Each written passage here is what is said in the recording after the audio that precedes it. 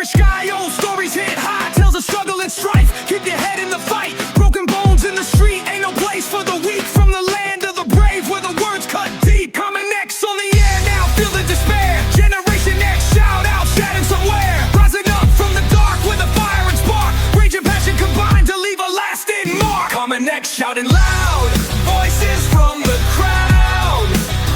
Through the mist of... Welcome back to the Common X podcast, where Gen X gets its groove on with voices that define a generation. Today's guest took the weird, the wonderful, and the absurd and turned it into gold records.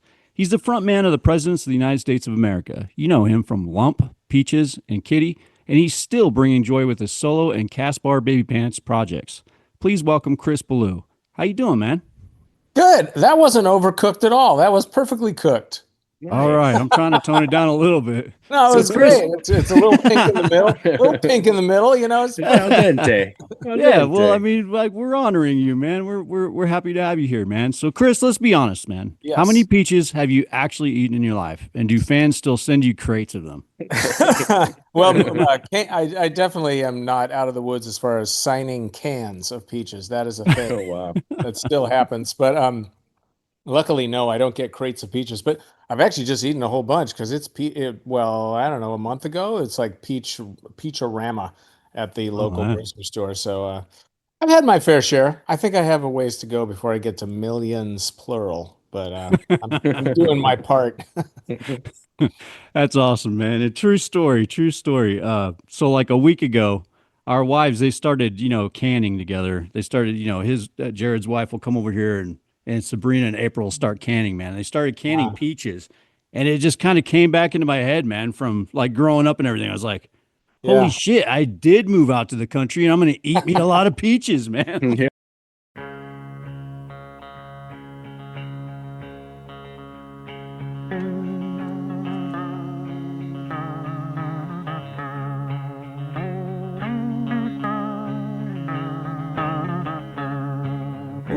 To the country, I'm gonna eat a lot of peaches.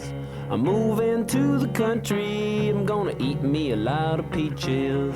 I'm moving to the country, I'm gonna eat a lot of peaches. I'm moving to the country, I'm gonna eat a lot of peaches.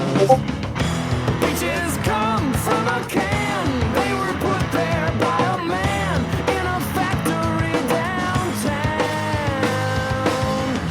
And if I had my little way, I'd eat peaches every day. Sun-soaking bulges in the shade. Moving to the country, I'm gonna eat a lot of peaches. Moving to the country, I'm gonna eat a lot of peaches.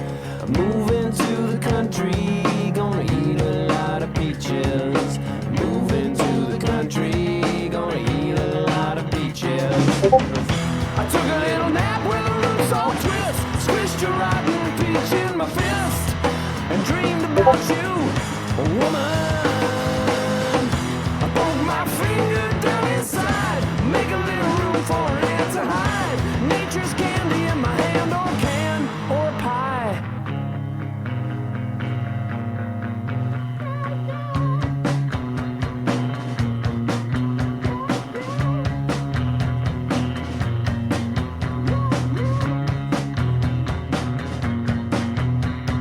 Millions of peaches, peaches for me. Millions of peaches, peaches for free. Millions of peaches, peaches for me. Millions of peaches, peaches for free. Look out!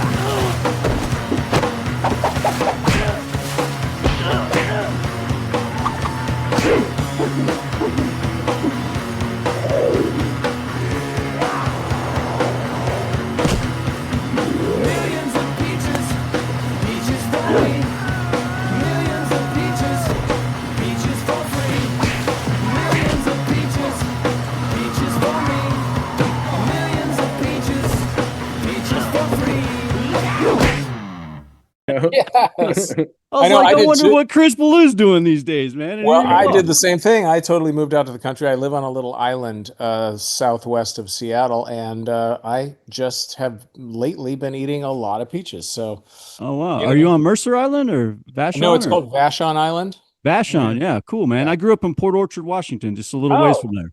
cool. Yeah, this Love is a Port Orchard. PNW podcast. This is awesome. Awesome. Yeah. What about you, Jared? What's your PNW credentials? I grew up in Spokane and then moved to Vancouver, Washington, and then we moved back to Spokane, and I have 10 acres here that we have like a little ranch. So, Oh, cool. So you did move to the country for sure. oh yeah, Yeah. definitely. We That's both moved a little north of Spokane in a little area called Deer Park. cool. We like it. All right. We had some good shows in Spokane. Is there a place called Slim's there or no, maybe not. What was it? I can't remember. Yeah. Anyway, We've got there's the some knitting factory. The knitting maybe factory that is the was big it. one here. Yeah. Yeah. Yeah. So when you guys first hit with Lump, did it feel overnight or was there a long grind before that moment? Kind of both. I have historically been in just band after band after band after band, but some of the songs that ended up on the President's record migrated from, little band to little band as I kind of, got my writing style together and figured out what I wanted to do and didn't want to do. And, so it was kind of a long, almost like a lifelong ramp up, really, to the point of being sort of, quote unquote, discovered by the powers that be. But then it also felt completely overnight because the Presidents were just another in that long line of little bands that I was experimenting with, and I didn't expect it to be any more fruitful than the previous bands had been, which is just, to get together with friends and have fun and try to not be bored on a Tuesday night. So we booked a show. Yeah. Right. People have forgotten how to be bored. I know that's kind of Oh yeah. a trope now, but I think it's kind of true. I think boredom fueled all kinds of action for us back in those days that we all came up in. So anyway, yeah, it felt like a long ramp in some regards, and then in other regards, it was like down to one show we did at this club called Mo, and it was Bumbershoot Weekend, which is a big festival in Seattle. And there were a ton of A&R people and label people in town, and the club we played in that night was packed full of label people. I had no idea that that was the case, luckily. So I just had fun and did our usual ramshackle show. But the next day or the day after that, like literally like overnight, we had 7 major labels sniffing around trying to figure out how to sign us, and we had to put on our big boy pants fast. And so yeah, it was kind of both is Yeah, the that's short crazy. answer. Wow. And the Presidents had such a quirky, stripped down sound. Mm, Two-string bass guitar, right? yeah, bass Two-string guitar. guitar? Yeah. Okay. How did that come together? Was it necessity or just genius in disguise? It was really down to this old friend of mine who's unfortunately passed away, Mark Sandman from you went away. Yeah, there I was you trying to kill this fly, man. It's bothering me. He's in the shop. Sorry, man. That's okay. Let's just write a song about him. Dude. Flying my podcast. Got yeah. Shoot fly, don't bother me. That's Sorry. classic. Well, Presidents have a song on our Kudos to You album called Slow, Slow Fly. So there you go. Oh, wow. Play that during this section where we deal with the fly. Let's see. What was I talking about? I can't remember. Your two-string Sorry, bass man, guitar. yeah. Oh, yeah. So Mark Sandman was the lead singer of a band called Morphine, and he played a 2-string slide bass. And he and I ended up hanging out and becoming friends in Boston. And when I was over at his house one time, he had a 2-string guitar version of his 2-string bass that you could, his bass, the strings were set up really high so you could play with a slide and not get that fret rattle. But he had a guitar version that you could fret like a regular guitar. And I picked it up and just went, I'm home. This is my thing. I'd already gone from a 6-string to a 4-string because I couldn't afford more strings because I was a starving artist. So this was like even easier, down to 2. And so Mark and I took out a box of strings and some calipers and experimented. We took the ones he had on it off and put some new ones on and experimented with the tension and the caliber of the strings and the tuning and all that kind of stuff, and ended up figuring it out. And it ended up just being my jam. I loved it. One of the things I loved about it was I could wear my influences on my sleeve and play what I thought was an obvious ripoff to like the Buzzcocks or the Sex Pistols or AC/DC or the MC5 or the Stooges, but it ended up sounding like something different because of the filter of those two strings that I had to work with. So it was pretty great because every song on the first album to me is me just trying to be somebody else that I admire. Um, so yeah, that's how that came about, and it really stuck with me. I still have the two string that I played on the debut album in my studio, and I still use it on a daily basis. So, and then I also have the one Mark had in his studio because he sent it to me about a year before he passed away with no warning. It just showed up at my house and had a little note that said, "You're in charge of this now." And That's cool. it was the two string. Wow. Yeah. Yeah. So I have a couple of historical items in the studio. And you also play a 3-string too, right? Yeah, in the Caspar Babypants thing, I played a three Yeah. string Harmony Hollywood. Yeah, so just added one more for a little. I could do sevenths and minor stuff and kind of expand the sound a little bit. And then when was doing that thing, it was just me solo with a guitar. So I added a string. Indulge me. Right. That's awesome, man. So you were coming up in the same Seattle scene that had grunge exploding. Did Right. you feel like the oddball cousin, or did you kind of just fit right in there? Definitely oddball cousin. I mean, I have distinct memories of watching the MTV Video Music Awards in 1992. And it was a very grungy time. It was, Nirvana and Pearl Jam and Alice in Chains and Soundgarden, and everybody was kind of getting awards and making speeches and stuff. And, it's very atypical for me to operate this way, but I do remember sort of vibing on the crowd of musicians that were getting noticed and saying to myself, you know what, there's a space there for something fun. And I didn't want to like completely, you know, reinvent something from the ground up. I mean, it turns out the two-string and three-string guitars that Dave and I were going to play in the Presidents were in C sharp, and a lot of grungies tuned their instruments down to C sharp. So we were in the grunge key, All right which on. kind of unconsciously, we didn't realize it until we were on tour in our, tour bus and hearing like the local radio station and hearing some big hit at the time and picking up our instruments to play along and being like, hey, this song's in C sharp. Wait, this song's in C sharp. So and we used, the same pedals that Steve Turner from Mudhoney used. And we had kind of like, we were pushing the palette into the party. Ooh, I like Yeah. that. Pushing the palette into the party. Two Um, jives, man. And then, obviously the lyrics are where we took the widest left turn, with, about animals and food and chickens and monkeys and froggies and stuff like that. But that was always my question is, ooh, I love this music. I loved Nevermind was like, there wasn't a day I didn't listen to it for years. I Yeah. still listen to it. I just listened to it the other day. Same. Yeah. Yeah. And so there's a deep respect for all that music, but I just was like, what if you could take out the angst and put in the party, and what would happen? And now Right. that's what happened. Dude, it was the perfect vibe too, man. I remember the first time I saw Peaches on MTV.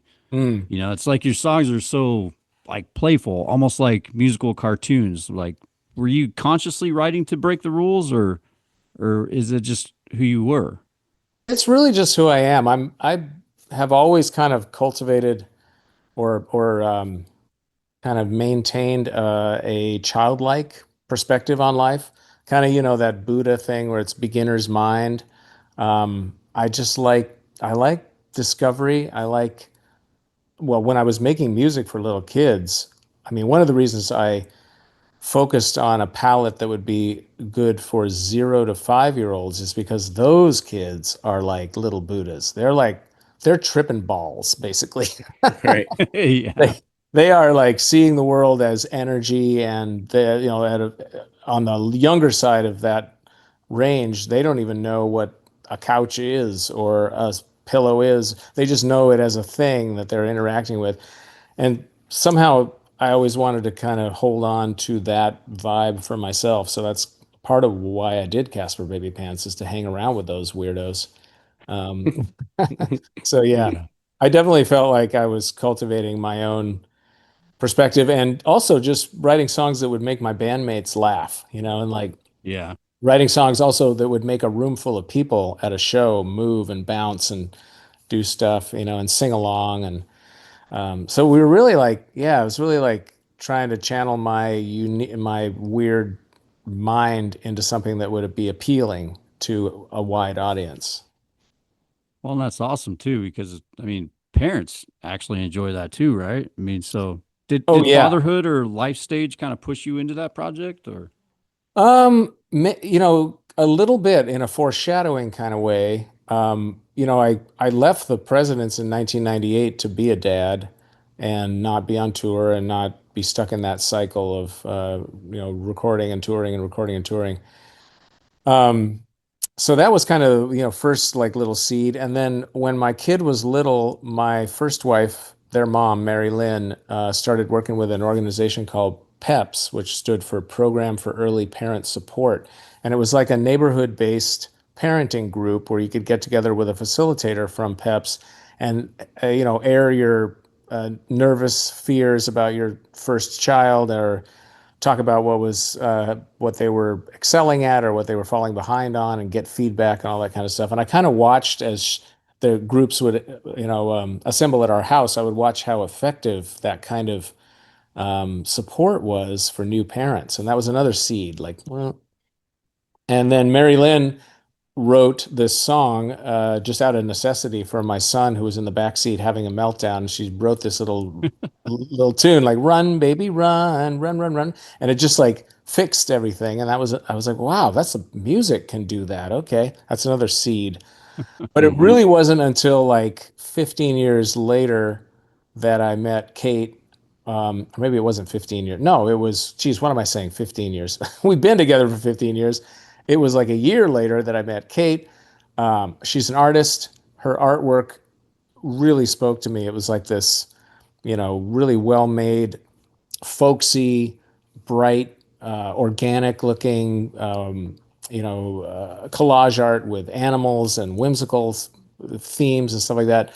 And I just went, oh my God, what is this? I want to make music that comes from that planet. And when I did a few experiments, I realized, oh, it's kids' music. And then all those little seeds that had been planted went boop and turned on. I was like, oh, yes, yes, yes, yes. And plus, the other thing that I realized immediately after making that connection was, oh, I don't ever need a hit single again. I don't need to be cool. I don't need to convince anybody I'm cool.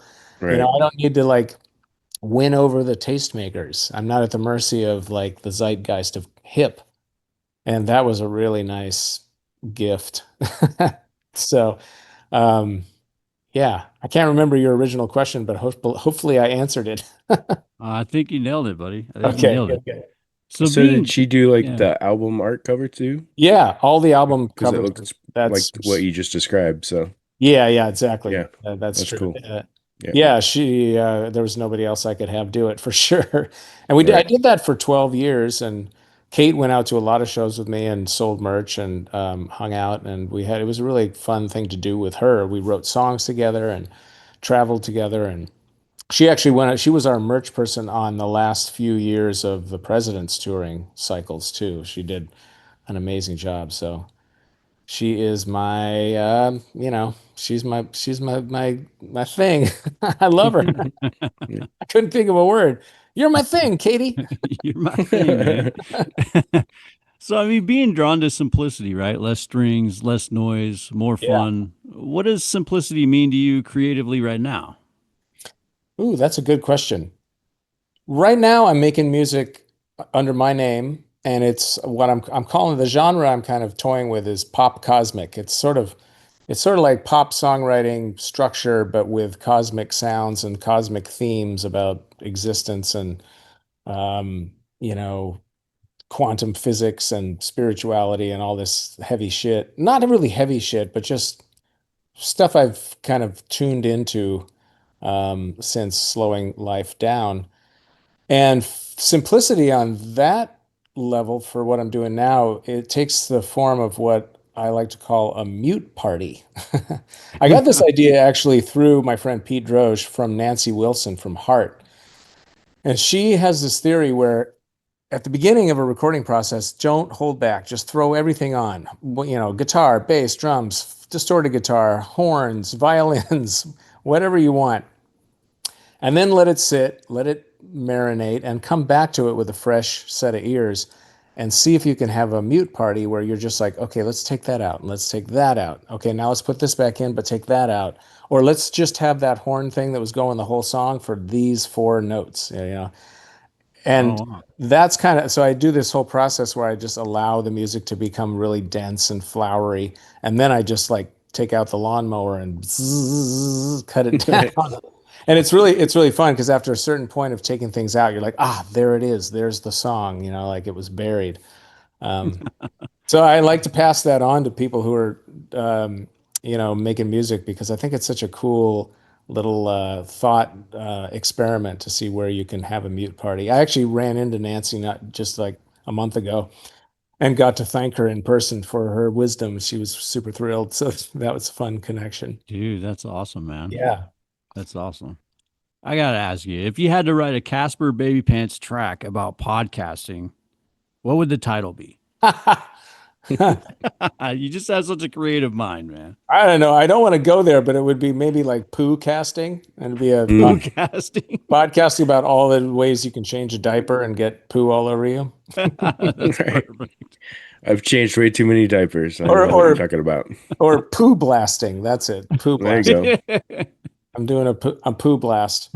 A poo blast is a podcast about how how the diapers were filled that day. All right. And you got to have something in there about the PTPs too. Yeah, exactly. It's good. Because That's it never awesome. fails, man. Oh. Never fails. You change the It's- boy's diaper. As soon as I you know. take it off, poo. I know that feeling of like, I'm free. Yep. Oh my God, totally. I can't believe all the poo I've touched in my life. That's one of the Yeah. reasons that we haven't taken the plunge and gotten a dog because I'm just like, Mm, I'm still not ready to touch more poo, man. right. Can't Lots find a of- dog that doesn't shit yet. Yeah. I know. What about that You gotta one? have like a robot dog. Yeah, the robot. Yeah, might poo bolts. Who knows? Yeah. The poo that I always remember the most from having children was the one where it went out of the diaper and up the back. Oh yeah. Jeez. And the Green, smell comes out the stinky. collar. Oh yeah, man. Oh Yeah. God. And when that happens and you're not home and you're like out and you Yeah. gotta deal, oh man. Uh-huh. Woo. Lord. Emergency. Yeah. Oh man, you're cracking me up, dude. Emergency. Cracking me up, man. Yeah. All right, a lot of bands from the '90s chased that reunion circuit, right? You've Yes. taken a different path. Was there a moment where you knew you wanted to kind of step away from the machine? Well, it kind of happened twice. In 97, in the summer of 97, we had a band meeting and I just said, I got first order of business. I quit. And then we did our last show January 31st, 1998, which, side note, we are releasing as a full-length live album on Spotify sometime next year, I think. Oh wow, Turns out our sound guy, Craig, recorded it. We had no idea. And it turned out it was a great show, and we had it actually mixed here at a studio in Seattle. And so we're sitting on that. That'll be kind of a fun little nugget to release. But yeah, so it was really abrupt, and we had just gotten back from Australia where shit was really crazy, and I don't know, man. I wanted to break up the band right after the first album came out. I wanted to pull a Sex Pistols and just like freeze us in perfect One and form, done. and then just move on and start another band and just keep on rolling. But you know, I don't, in my memory, I pitched it to the guys and they were like, yeah, right, you're crazy. But I probably pitched it more to myself and realized I was crazy before I pitched them, would probably be how it went. Um, and you know, when you're riding a pony that's shitting gold bricks, you want to ride as long as you can. So I shelved that idea, but I kind of pushed down feelings of frustration. Like, you know, the whole experience of getting signed and all that stuff and getting recognition and you know, being in magazines and touring, it was a heady, validating, you know, like optimistic, wonderful experience. But then right along with it was disorientation and being overworked and trying to like eat healthy and be healthy and maintain relationships with my family and my brothers and sisters and my wife and my kid. So it was everything all at once. It was just like this like smoothie of angst and joy. So that built up and built up and built up, and I just was like, I gotta go. Because our Australian tour was so crazy. Somebody got hurt at a show, and it kind of it kind of spooked us a little bit. Um, Side note, in Australia, we needed fake names at hotels, and Oh mine wow. mine was Paul McCartney Really? Nice. as an homage to the Right. Ramones because the Ramones are called the Ramones because Paul's hotel name was Paul Ramone. So Oh wow. I I didn't wanted know to that. Funny. keep it flowing. So anyway, yeah, so there was an abrupt quit, but we were broken up for 5 years. But during that 5 years, we started a band with Sir Mix-a-Lot and toured and made a record.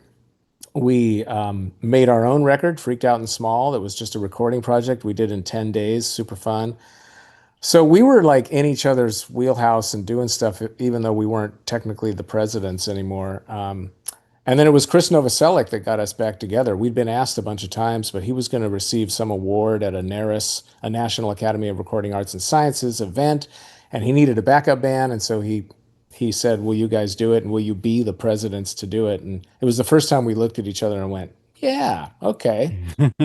So we did it, and that led to a New Year's Eve gig in 2002, and then that led to reuniting. And 2004, Dave left because he was feeling the strain on his family and he needed to pay attention to that. So we got Andrew in and we did another 13 years to 2015 or 12 years. Um, and then the last time we broke up, it was just a real low key.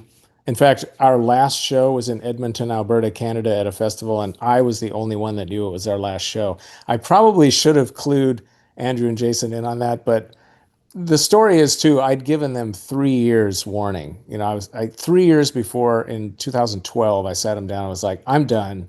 I'm ready to move on. I'm doing this other thing, this Caspar Babypants thing. I want to do it full time. And so I'm giving you guys 3 years notice. Wow. Yeah, because they really loved it. Jason loved it. Andrew depended on the income, you know, for his livelihood. So it's kind of one of those things where people were attached to the band that, you know, made their living that way.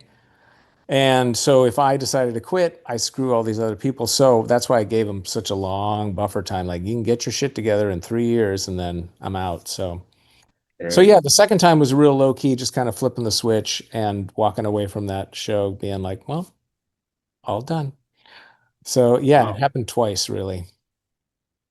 How did the fame sit with you personally back then? Like, was it fuel or was it just exhausting? What's that like when all of a sudden you're a major thing? Yeah. Again, you know, it's like I said before, it's just everything. It's like heady. It's wonderful and terrifying at the same time. Um, but I guess the validation sensation. Oh, another good song title. Validation. Dude, The that is a good one. validation sensation overrode the insanity of it a little bit. We tempered the insanity by being like, you know, we're not going to tour for more than, well, one time we went out for 8 or 9 weeks and that was just too much. So we cut it way back to like 2 weeks. So we did a few things, you know, and we kind of said, all right, we can't do more than, you know, 2 shows in a row. 3 shows in a row is a recipe for me losing my voice. And so we kind of had these like little filters in place to keep ourselves sane. We stayed in pretty decent hotels, no sleeping on the bus on overnight drives. I couldn't sleep on the bus, so in the early days, we were experimenting with that. I just didn't sleep, which was insane. Yeah. Yeah.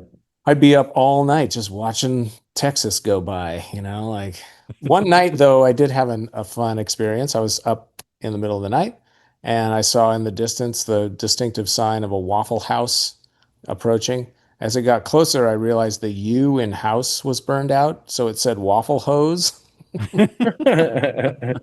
And I laughed and laughed and laughed, and I was all by myself. Have you ever had an epic stage fail? Oh, epic stage fail. No, I don't think so because we used to welcome failure on stage because we had the confidence and the sort of ESP between us to like ride through fuck ups, or like if Dave broke a string or something and Jason and I would just take over and make something up, or so we had this like kind of uh, we had enjoyment when things went sideways. There was one time when we were doing Subset with Sir Mix-a-Lot, and we were kind of doing our Seattle debut. Like, here's the band, everybody, and here's what it sounds like. We were in the midst of making an album, and Dave's amp crapped out, and we didn't have the kind of, uh, kind of telepathic communication that Dave and Jason and I had in that form. And we kind of tried to limp forward. Jason played a beat. I tried to rap a little. Mix-a-Lot was totally flustered, Oh man.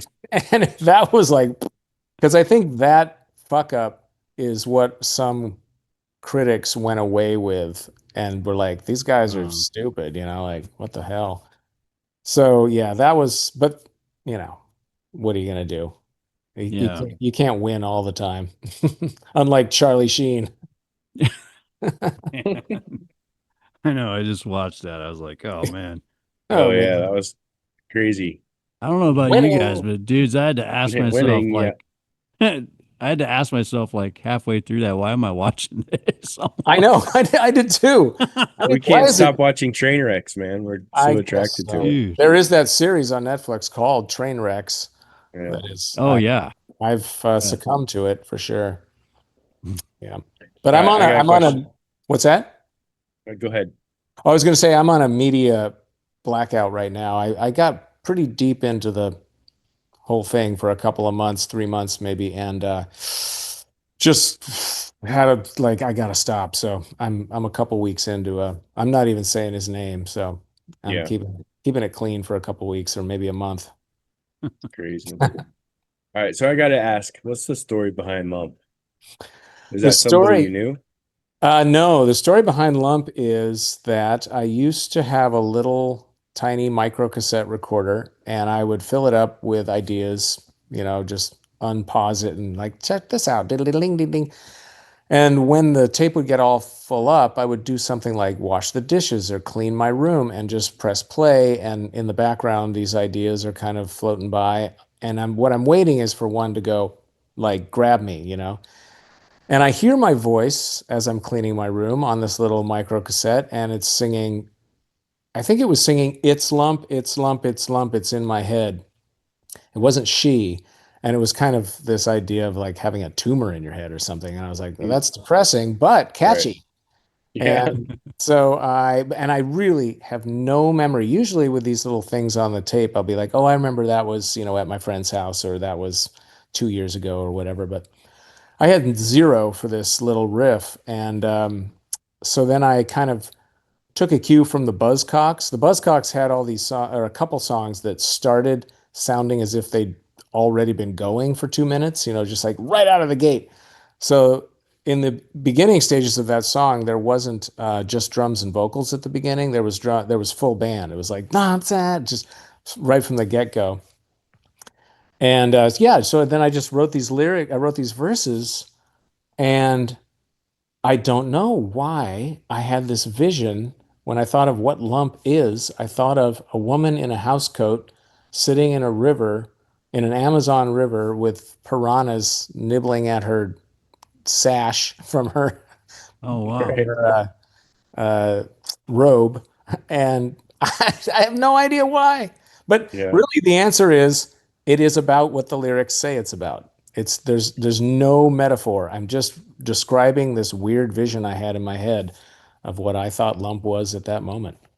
So, and then later when we went to record it, Conrad Uno, who produced the record, it was his genius idea to mute party, to mute the guitar and the bass at the beginning of the song and just have it be drums and vocals was Conrad's idea. So we were Wow. using the mute party even back when it was before it was a mute party. Yeah. Damn. If Lump were a person today, what would she be doing in 2025, do you think? She'd be a total Karen. That's awesome. Yeah, absolute raging Karen. So you still stay in touch with the other presidents? Any chance of a one-off jam session? We definitely stay in touch. We get together quite a bit. We're collaborating on, mixing and mastering that album we're putting out next year. We're putting out a vinyl 7-inch of a couple songs from that album. So we're doing, art and all that kind of stuff. And then we get together and talk about money, basically. We're like managing because, we're still selling records. So we have, we're constantly looking for a better digital aggregator. We're talking, we switch lawyers every once in a while. We switch accountants. There's just stuff to do in that realm. As far as getting together to play music again, I'm a big fan of Never Say Never because things have happened to me that I never thought would happen. But I look at old footage sometimes on YouTube of us doing shows, and I'm like, I do not have that spring in my step anymore, like, Right. and if we couldn't do it in a way where it really was the energy and the ease and the, mastery over what we're trying to execute, because we made a deal early on with each other where if we're going to be fun and silly, we have to be good, like we have to really deliver the shit live. And I think we did, but I just don't think, Jason's got bursitis in his shoulders. I've got this situation in my elbow from playing guitar for my whole life and it's called mouse elbow. It's from running the mouse in the studio. Just like, Oh, wow. I can't play guitar for more than like 4 minutes without it, acting up. And so, and I'm okay with it. It's okay. I feel like life is a series of arcs and you got to let those arcs arc and finish in order to get on the next one. And that's what being sort of an alive, vibrant, creative person is. You're always kind of wanting to move on to the next arc. A lot of people, when their arc starts to crash, they want to prop it up and make a plateau. Like, let's keep the plateau, help. But then you see bands like AC/DC tottering around on stage and like, oh man, it's Yeah, just, Mick Jagger, Right. man. Why? oh It's God, crazy. please, Yeah. please. Or Paul McCartney, his voice Yeah. is just gone. Yeah. It's not graceful, like, anyway, I'm not judging. I mean, everybody's different, Mhm. right? And then you think about Sure. someone like some sweetheart like Tom Petty, Mm. overdosing on painkillers for his hip just so he could play in more shows, and that's just, that's sad. So anyway, that's my take on that. Never say never, but probably not. I get it, man. The other aspect is when I think about the amount of rehearsal it would take to get that machine up and running again. Whoo! No, thank you, sir. Right. Yeah, a lot of work for sure. Yeah. What do you want listeners, Gen X, millennials, even Gen Z, to take away from your body of work? Wow. Sorry, it's kind of a loaded one. Yeah, no, that's interesting. I've never been asked that question. I guess, and it's cliche and everything, but your question is cliche. So, Fair game. Fair yeah, game. yeah. Be yourself. Like find your own voice that makes you feel what you want to feel. Like if your voice is heavy and angsty and sad, embrace it and go with that. If your voice is happy and light and floaty and celebratory, don't be embarrassed to be that. And don't be embarrassed to be vulnerable, I guess is popping into my head for some reason. Like, I guess embracing the real who you are is a form of vulnerability. And these days with social media, I mean, a lot of people, you get the sense that tons of people are doing that. They're just being their weird selves. At least the way I have trained the Instagram algorithm to behave. It's feeding me all these wonderful weirdos. So, just, yeah, be a wonderful weirdo and don't worry about carrying someone else's aesthetic torch. Light your own. Sounds like good Nice. advice, man. There you go. So what's one of your favorite memories from touring? Man, there was a show we did, I believe it was in Sweden, and it was in a smallish club. It's probably like 300 people, and it was in the very early days, like 95. And it was this show where every song sounded amazing. Every lyric connected with the audience in a way that like their faces would light up or they would laugh or they would sing a little bit here and there. It was just an absolute audience band connection that I don't know why, but I got off stage that night and I was like, it doesn't get any better than that. That's the Yeah, one. that's cool. Yeah. But there is one other one that was not Presidents. So Mark Sandman and I ended up forming a band called Supergroup. And the rule with Supergroup was you had to make up all the songs on the spot. It was like an improvisational situation in front of an audience, not a big audience. We'd play at the Plow and Stars and the Middle East, which Plow and Stars is like an Irish pub in between Central and Harvard Square in Boston. And we'd play for like 2.5 hours and just stretch out and be weird. And so one night we were about an hour and a half in and I was full of energy and Mark was tired. So he said, I'm taking a break. And he put down, he was playing a 3-string slide and I was playing his 2-string. He put down his guitar and took a break. And me and the drummer, Mickey Bones, is this dude from New Orleans, this little bald elfin guy. He's just an amazing drummer. I looked at Mickey. I'm like, I'm not tired. He's like, I'm not tired. So we just started jamming and kept the groove going and stuff. And then eventually I kind of closed my eyes and the groove is getting kind of more and more intense and a few more notes, a few more beats here and there. And at a certain point, the jam just went boom, just went to another level. And right at that point, Oh, wow. Mickey started playing this like Fire Bell, like Everybody's Got Something to Hide Except Me and My Monkey by the Beatles sound, that like ding, ding, ding, ding, ding, ding. It's like ringing out. And I didn't know he had it in his kit. And I opened my eyes and the ringing sound was coming from our friend Joe Davis, who was this dude with a big beard and a peg leg. He below his right leg below his knee was missing, and he had put his peg leg up. Oh, for wow, Mickey to dude. play. And Mickey was jamming on this peg leg, and I like looked at the band I was in. I'm like this little elf playing a 2-string. I've got this other little elf on drums. I got this pirate with his peg leg in, and I swear to God, I shot out of my body and went to the ceiling of the. I had an out of body experience basically. I just was like, and I could see us all from below, from above. And then as quickly as it happened, I shot back down, and that was, that was something I chased for years, never found again. So if Mickey's Wow. out there, I don't know if I think Mickey might have passed away, but he sent me a picture. It said, what did it said? Be yourself, actually, or something like, or stay weird. I can't remember, but it's in my studio. Look at his picture awesome. every day because was such an inspiration. So yeah, there you go. That's the best That's one. awesome. That's definitely being in the groove too. Yeah. Who It was was the most phenomenal. interesting person that you toured with back in the day? So like in the 90s, because I mean, God, there were so many figures back then. I mean, you had Beck, I mean, Moby was running around, I mean, and like you said, Nirvana, Soundgarden, all the big Yeah. heavy hitters. Who was the most interesting one that you toured with? Well, that's a bit of a loaded question because I was actually in Beck's band. So I did 2 tours with Beck all over the USA, a van tour and a bus tour. And the Presidents had already started before I went on those tours. And I called Jason one day and we had made a demo tape and he was selling it like hotcakes over the bar where he worked. And he's like, you got to come home. And it's a long story with the whole Beck thing, but basically my time with him creatively had kind of run its course. He was trying to kind of foster a kind of a dark, Sonic Youth Junior kind of thing, and I wanted to like jump around and put on a show. Mm-hmm. Of course, years later, he put on a hell of a show, and basically became James Brown at one point. So, Right.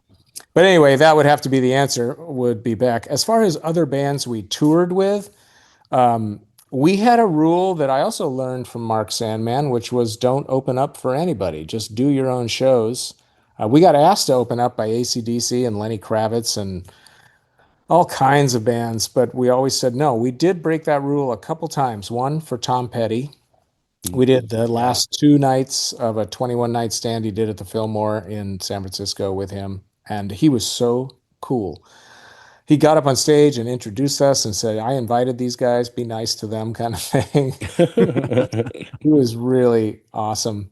And then we opened up for Soundgarden last minute because Rocket from the Crypt couldn't make it, and they did 2 nights at the Mercer Arena. And they called us and were like, help, we need somebody, and we did that for them. And I think we did a co-headlining tour with Supergrass back in the day. I don't know if you knew that band from the 90s. And we also did a co-headlining tour with a band called POD, like this Christian heavy metal band. Yeah. Kind of pop metal. We ended up becoming super good friends with those guys and hanging out. Really? Going on day trips. Yes, we had a great time. They had some awesome jams, man. Oh yeah. It was a weird, it was all over New Zealand, and it was co-headlining. So we flip-flopped. One night they would open up for us and we would open up for them. And it was unexpected friendships were forged. So those are awesome, a few little So did you ever so when you were touring with Beck, did you ever have any creative moments with him? Because like when he wrote Loser, I still think that is like the most true genius I've heard in lyrics in a long time. I mean, that song, I don't even know how you come up with that. I know. Well, you talk about that. There's that song and there's Lump too, like these lyrical mishmashes that somehow make sense. That's like my dream with It's genius, yeah. Dream with lyrics is to have it be compelling, but a little mysterious, but then ultimately focused on the goal of being about something, like. Yeah, I'm very proud of the lyrics for Lump, and I loved singing "Loser" every night with Beck. At one point I had the memorized. I can't remember it now. Oh yeah, I just keep in the time of chimpanzees, I was a monkey. And mouth became the junkie with the plastic eyeball. Spray paint the vegetables. Dog food stalls with the beefcake pantyhose. Don't believe everything that you read. I got a parking violation and a maggot on my sleep. Yeah. That's about Forces of evil in a bozo nightmare. Right. Yeah, right. Dude, it just comes to me in chunks like that too. It's like yeah.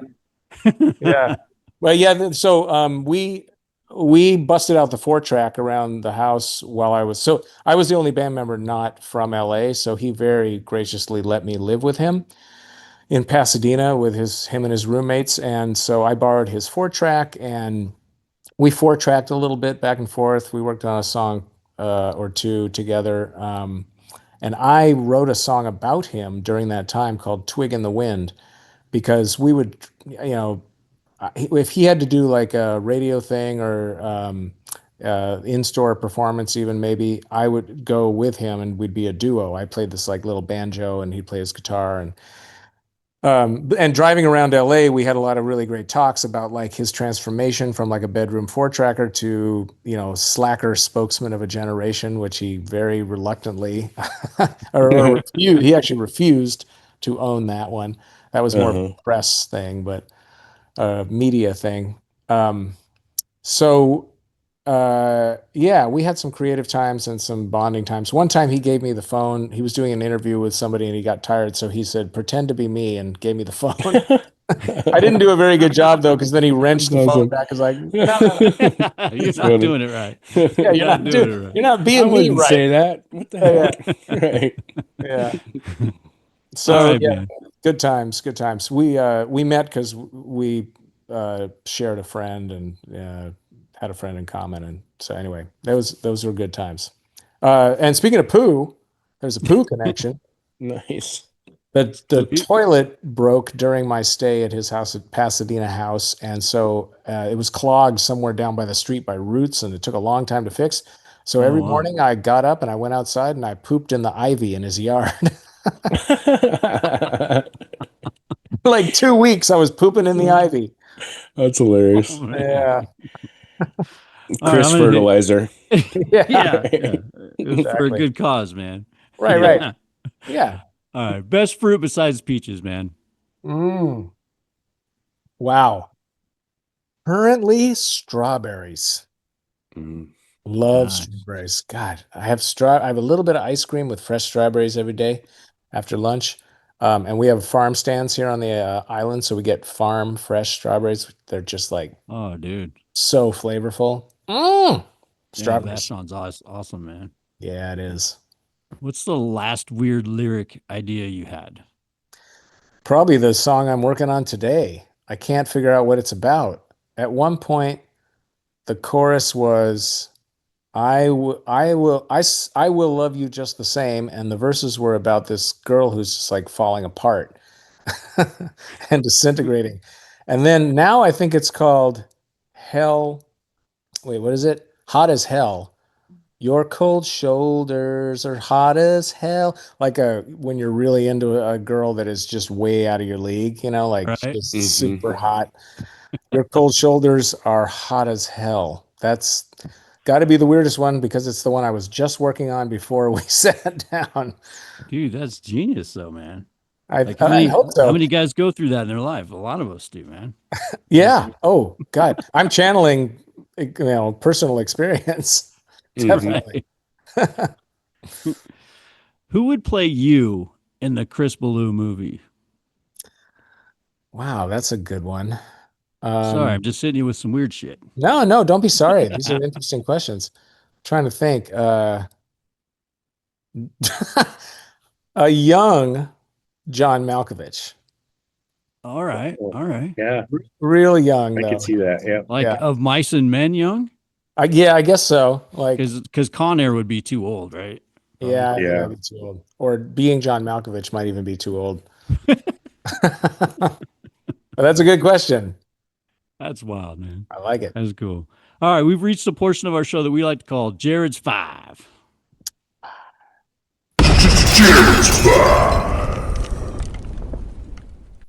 All right. I just asked you five questions. We ask all our guests the same things. One is a question from our previous guest, who was Gerald Horn. He was a history professor. He's written I think 50 books Wow. on history. And his is what's to be done politically in order to turn this country around? Wow. Yeah. Holy moly. Okay, I big one. have a short answer, a quick Right. answer. Focus on the light. Focus on all the conversations that have been accelerated by the darkness. I firmly believe that when the dark gets stronger, so does the light. And I feel like that's applicable even to stuff like the debate about Spotify and AI. Go ahead and make AI, but it's not going to replace the handmade. It just makes the handmade more desirable and more unique and more, alive. So I would say focus on the light and focus on your bubble. Focus on what you can touch, the people you can influence, the people you can maybe in your community help feed or take care of, and those bubbles will all hook up. And this is the Pete Seeger theory, which is you clean up your section of the river, and everybody will see your section of the river cleaned up, and they'll clean up their section, and it just will fan out. So take care of what you can touch, and go toward the light. I love it. Nice. All right, more fun. What's your favorite movie of all time? Whoa, it's a big tie. I've got Fifth Element. Oh, you're my hero. Nice. Yeah, Fifth Element. I could watch that movie from any one point to any other point. I can quote the entire movie. Oh my God. At least twice a year. Yep. Chicken. Yep. Good. Yeah. No, Father, Multifaceted. because these hotels have bomb detectors. If there was a bomb in this. Right. Aziz, light. Aziz, light. Yes. You got to get that light. Oh, yeah. Gotta get Yep. that. Oh my God. All right, what's the second one? You know what? I'm just gonna go with Element? Fifth Element. Yeah. All right. I mean, the second one is a great movie. It's a little more obscure. It's a Tim Roth movie called The Legend of 1900.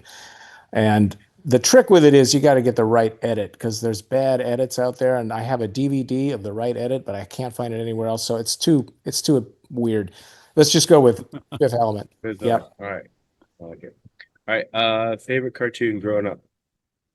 Ooh, Bugs Bunny No. for sure. All right. What's one thing that people don't know about you that maybe they should?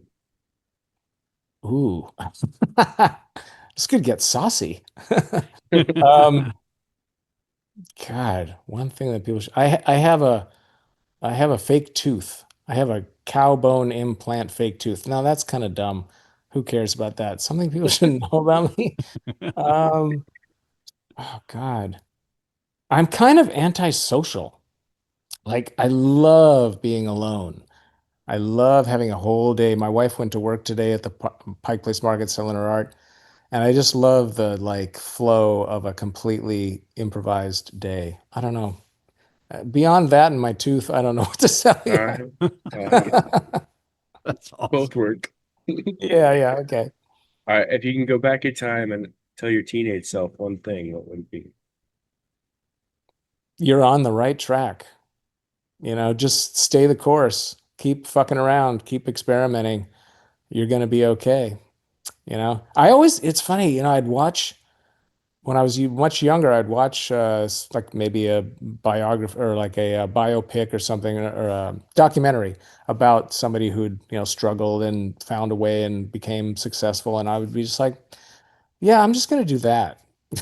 Right. I had this funny, but it was tempered with doubt, of course, and also very much tempered with that bubble theory, which is what if I make my creative circuit attainable, which is write songs, record them on my 4-track, make little cassettes, albums, play on the street, and make money and sell my little cassettes on the street and in the subway. And that's like a circuit that I can complete, and it feels like I'm successful, and it's attainable.